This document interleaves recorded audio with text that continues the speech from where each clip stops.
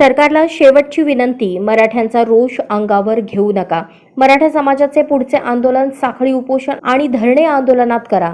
जनता मालक की सरकार बघूया। मराठा समाजातील वकिलांना विनंती आहे, ज्यांच्यावर गुन्हे दाखल झालेत त्यांच्यासाठी लढा। वकिलांनी मोफत लढावे, न्यायालयातून जामीन करून घ्या। देवेंद्र फडणवीस मुद्दाम करतायत, तुम्ही सगळ्यांनी शांततेत राहा, मी बघतो काय करायचे, असा इशारा मनोज जरांगे पाटील यांनी दिला आहे। मनोज जरांगे पाटील यांनी पत्रकार परिषद घेत फडणवीसांवर निशाणा साधला।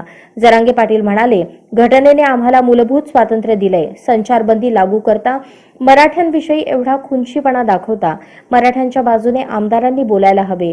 तुम्ही नेत्यांसाठी बोलताय, पक्षातील नेत्यांसाठी आमदार बोलतायत, पण मी मराठा समाजासाठी बोलतोय। नेत्यांकडून बोलतायत, मला दोषी ठरवतायत, नेत्याला जातीपेक्षा मोठे समजायला लागलेत।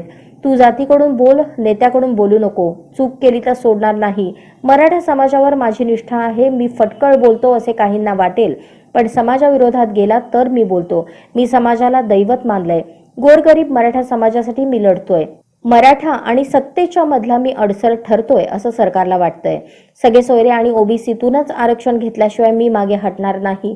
आता माझ्या विरोधात बोलायला काहींना सांगितले, नाईलाजास्तव पक्षातील आमदार माझ्या विरुद्ध बोलतील, पण मराठा समाजाने माझ्या सोबत राहावे।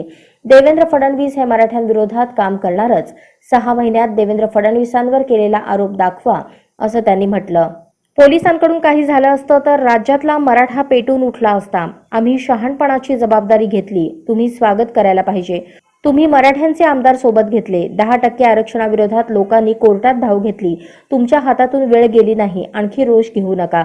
काय गुन्हे दाखल करायचे ते करा, आम्ही न्यायालयातून जामीन घेऊ। तुम्ही जिंकणार नाही, तुम्हाला हा पठ्ठा हरवणारच। मराठ्यांना न्याय द्या, हीच माझी मागणी आहे, असंही जरांगे म्हणाले।